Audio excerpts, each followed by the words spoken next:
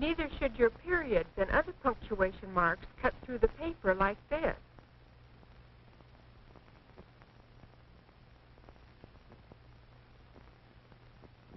On the electromatic, the type bars are operated electrically. First, you start the motor by pushing this switch. Then strike the space bar several times to see if your motor is running. If there is no carriage movement, you'd better check the electrical connection. The motor turns this power roll.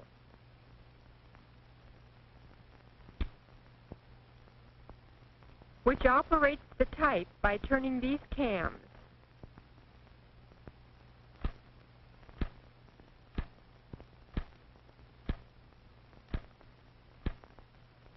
All type impressions are mechanically made uniform, regardless of how hard you strike the keys.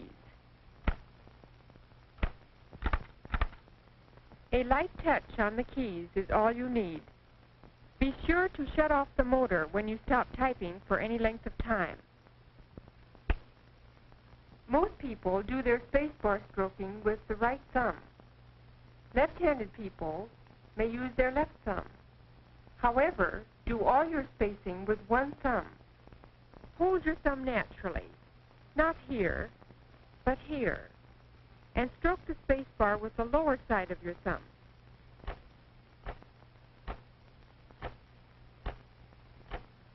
When the Shift key is depressed, your typewriter prints capital letters and the special characters above the number and punctuation keys. When using the Shift key with the left hand, keep your F finger on the Home key. When your right hand is used, keep your J finger on the Home key so that your guide positions are not lost. At first, shift evenly in 3 counts. Shift key down, keystroke, Shift key up. Later, with experience, you can speed up the action this way.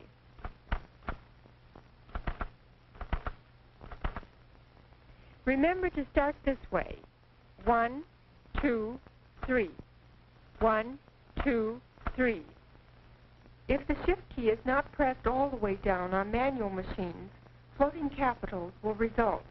Avoid these incomplete strokes and poor timing of your 3-count shift motions, and floating capitals will be eliminated. To write a number of capital letters in succession, press down the Shift lock key. This shifts the type in some machines and raises the carriage in others, and locks it so that only capital letters and uppercase characters will be written. To release the lock, press down either shift. Operated by the motor, requires only a light touch on the Shift key.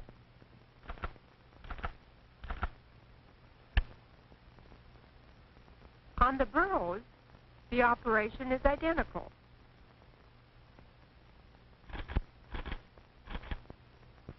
To backspace, use your little finger on this like this, for additional backspaces.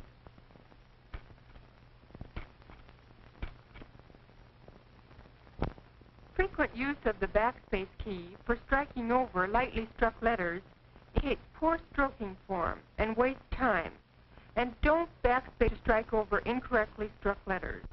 Those are errors which you should not have made, and if made, should be erased neatly. On the electromatic, the backspace key is operated electrically and requires only a light touch. The tabulator key is operated with the little finger of your right hand. Without taking your eyes from the copy, the key is held down until the carriage reaches the set position.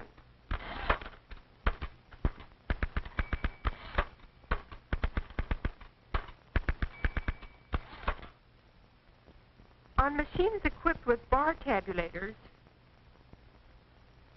indent by stroking the tabulator bar with the first finger of your right hand.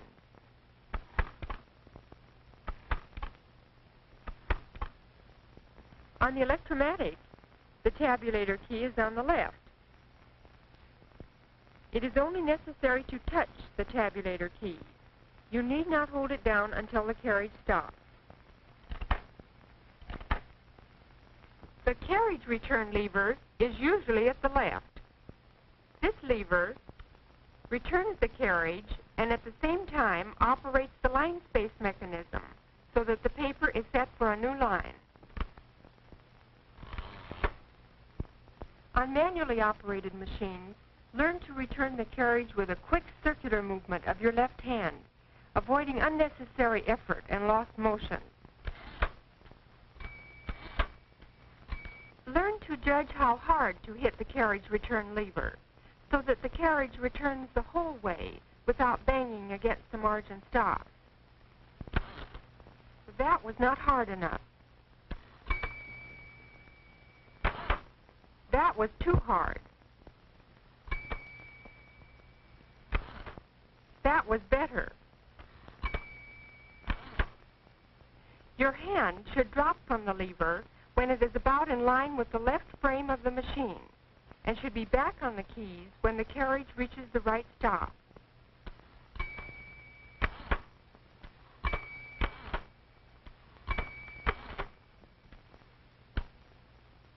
Now watch this in slow motion.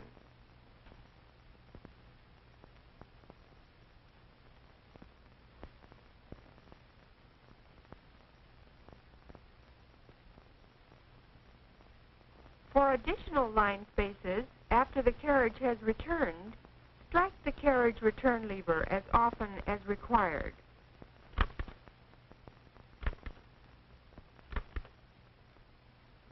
On the electromatic machines, the carriage is returned by touching this key with the little finger of your right hand. The Burroughs works in the same manner. As the carriage returns, the paper is automatically advanced for the next line. If additional line spaces are required on the Burroughs or the electromatic, touch the carriage return key lightly, as many times as necessary.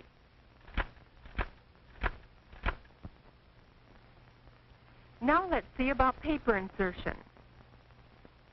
This is the paper table.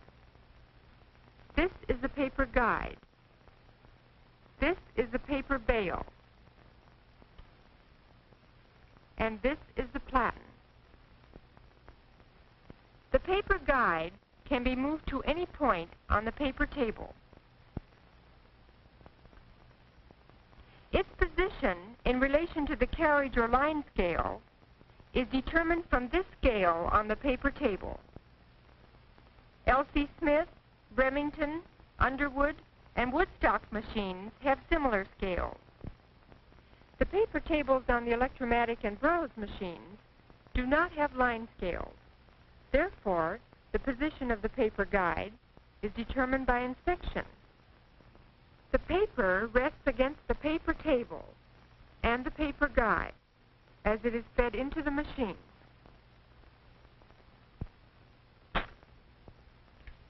The paper bale holds the paper close to the platen. This prevents paper drumming, keeps the paper from flapping, and makes your type impression sharp and even. These rubber rolls should divide your sheet in even thirds. Otherwise, this may happen if you turn your paper back.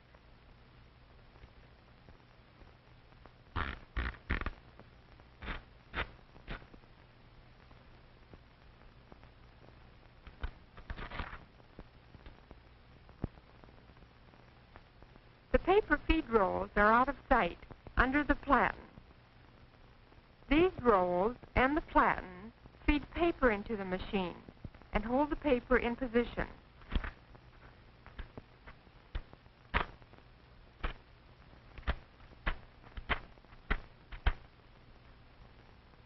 To insert paper rapidly, arrange it so it can be handled easily.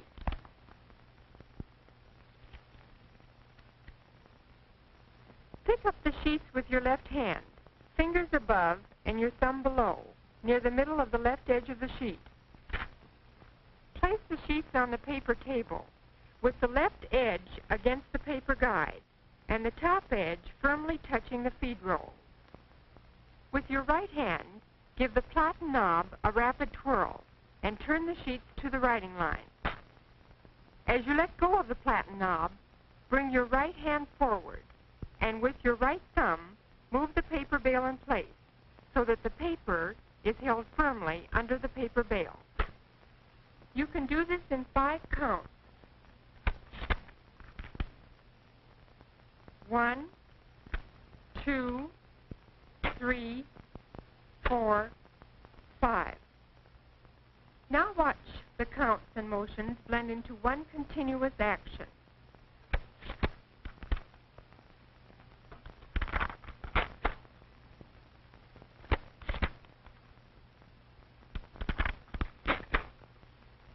Let's try it on a machine with a different kind of paper bale.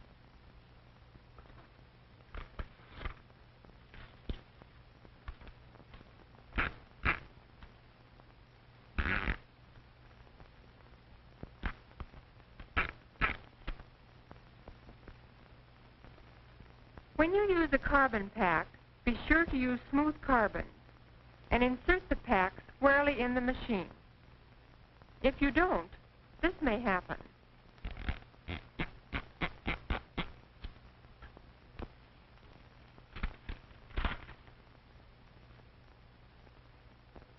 This means wasted paper and lost time. Improper feeding also means crooked paper. When this happens, use the paper release lever, which releases the pressure on the feed rolls and permits the paper to be adjusted. Line up your paper with the paper guide. Then turn the paper down and check it with the alignment scale.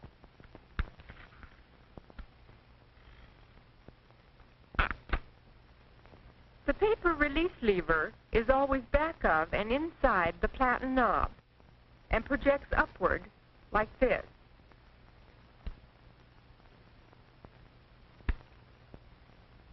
The electromatic, however, has the release lever at the left. Be sure to use the paper release lever when you take out letters or copy. This is not advisable. It bothers other people, wears the line space ratchet and gears, causes carbon paper smears, and rubs the paper sizing into the platen, making it glossy and causing paper slippage later. The carriage can be moved to the right or left by holding the platen knob with your fingers and pressing the carriage release lever with your thumb.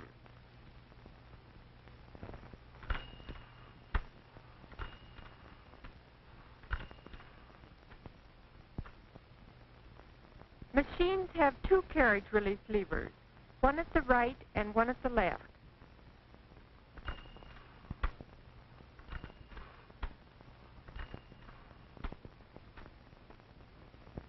When you understand the basic technique, the next most important thing is intelligent and purposeful practice.